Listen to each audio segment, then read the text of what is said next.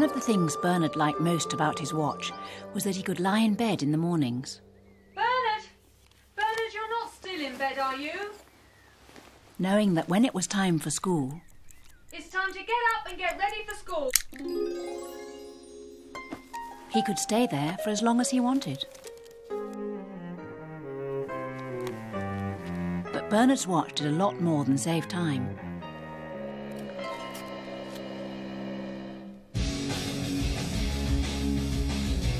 His watch meant that when Bernard wanted to listen to loud music...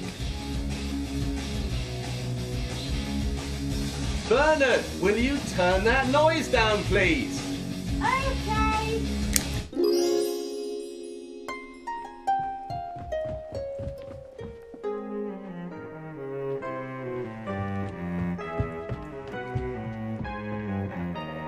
he could. Ah, that's better.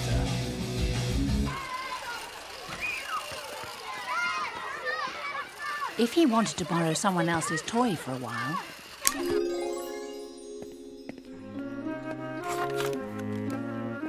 he could.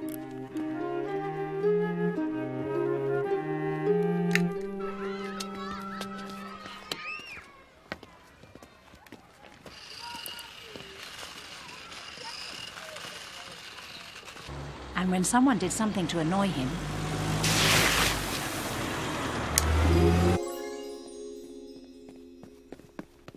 he could do something about it.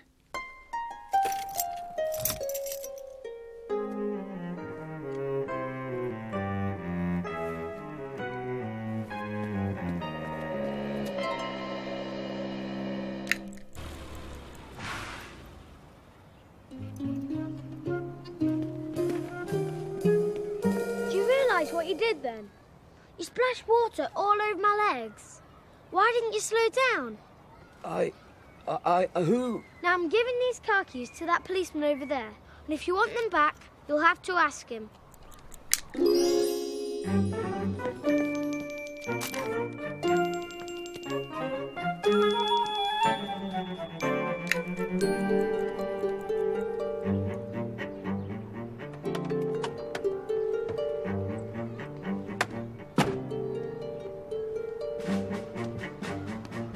Excuse me, do you have my car keys?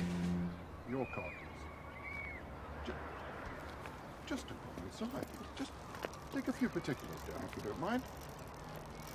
But there were some things that even a magic watch couldn't help with. Already? I think so. Where's Dad? He's already gone. What? He had to go to Birmingham today. It's all right. Karen's mum's taking you. But my cornet! What about it? It's in the boot of the car.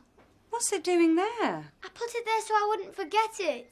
Every Thursday, Bernard had band practice, and Mr. Keating, the music master, was very strict. If you forgot to bring your instrument, you had to write out a poem and learn it. Mr. Keating will kill me. I'm sure if you explain what's happened, Mr. Keating will understand. Go on. Come in. Don't worry, Bernard. I'm sure he'll understand.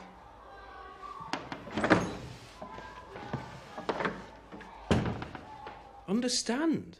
Yes, you see... Oh, I understand, Bernard. You do? I understand that we have band practice in 5 minutes for the concert on Saturday, and you don't have your cornet. It's not my fault. These things don't just happen, Bernard. Did you have it on your timetable? My what? Your timetable. If we don't write Mr. Keating was very keen on timetables. He said they saved time, and time, Mr. Keating thought, was the most precious commodity we had. Timetable.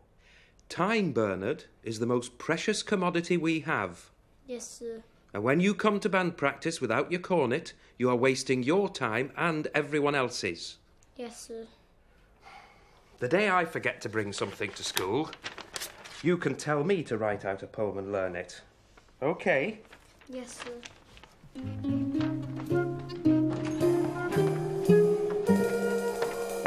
What did he say? He said I had to write out a poem and learn it. Bad luck, Bernard. It wasn't fair, thought Bernard. But there's nothing you can do, is there? But Bernard wasn't so sure. With the magic watch, he could do all sorts of things. I'll see you later. Bernard.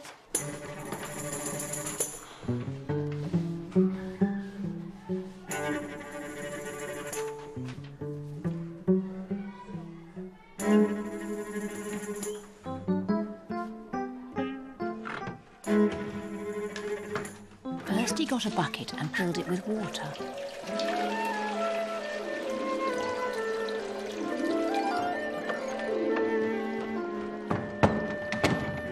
Come on, Patrick, you don't want to be late.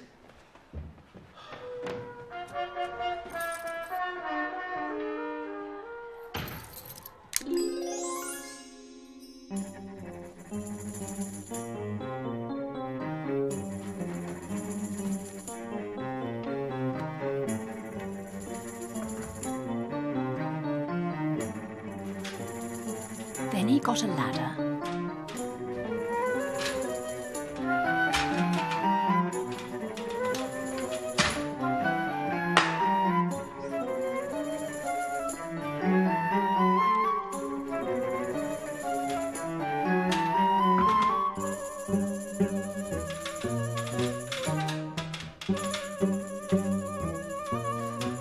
And emptied the bucket over Mr. Keating's head.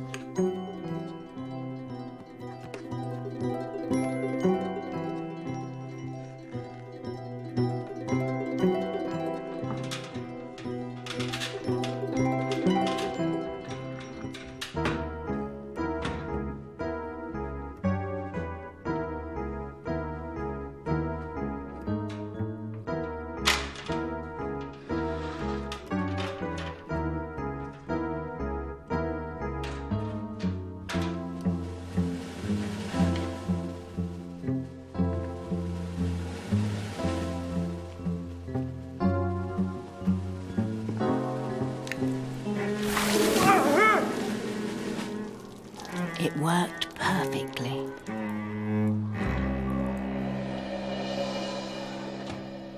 When Mr. Keating came into the hall for band practice, he was very wet. There's no need to stare. I have been the victim of a practical joke, which I shall deal with in due course. Karen, perhaps you would be kind enough to get me a towel.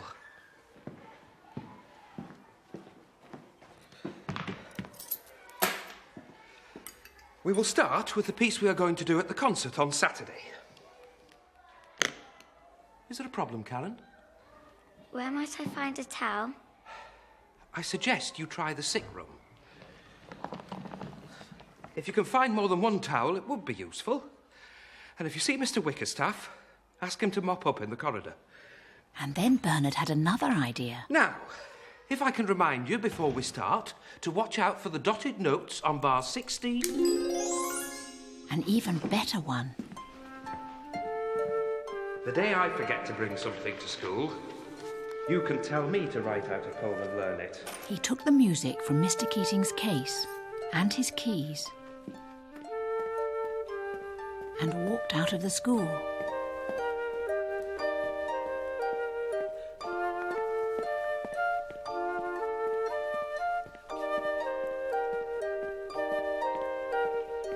Mr. Keating's house was a large one, as he had 8 children.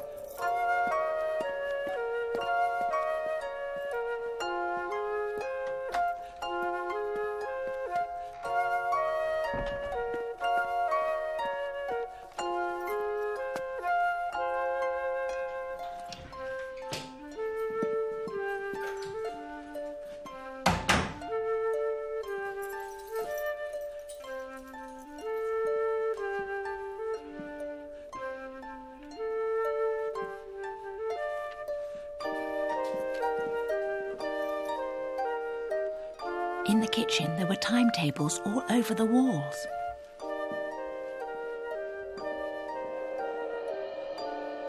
Lots of timetables.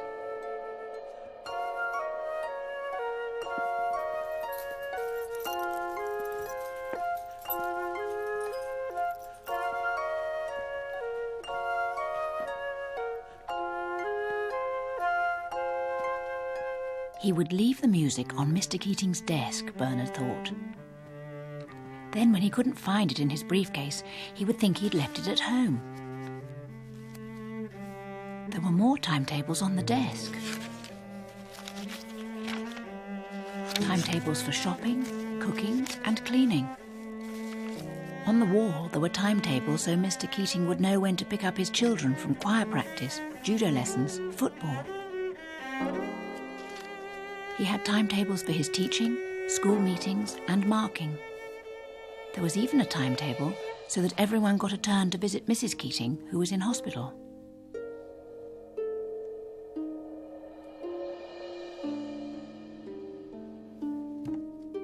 And Bernard thought perhaps Mr. Keating had more important things to worry about than leaving his music at home.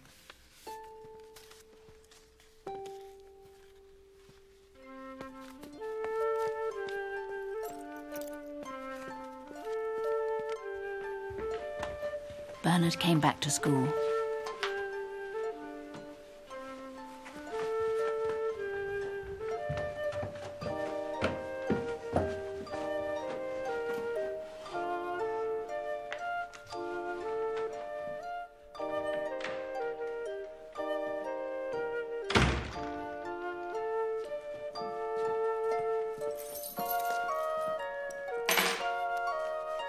He put the music back in Mr. Keating's case.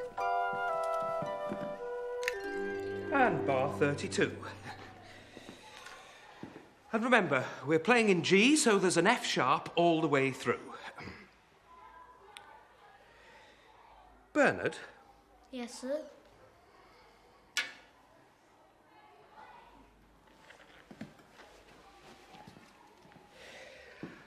As it happens, I have a spare cornet you can borrow for today. Oh.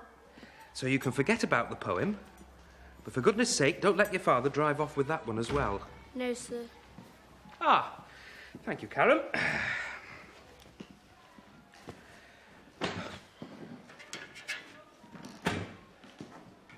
Everyone ready?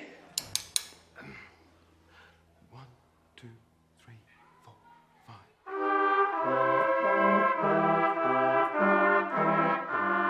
Well done, Bernard. Well played. Keep time. It's the most important thing, remember. Keeping time. Oh, yes. Very nice.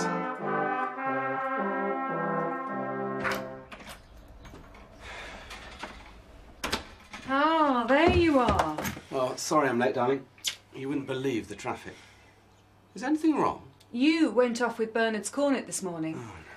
You didn't tell him you were going to Birmingham. We put it in your car. Is he very angry? He wants to talk to us about it. No? That's what he said. Sorry about the cornet, Bernard. I'd forgotten it was Thursday. I thought it would help if we each had one of these. What's this? A timetable. Bernard explained that a timetable would mean they all knew what they were supposed to be doing and when. It would save a lot of time. Right. We have to fill these in, do we? I think it would help. You see, Bernard said that time was a very valuable resource and that if we waste it, we're wasting our most precious commodity. Yes, I'll try to remember that. And Bernard's father said he would try and remember that.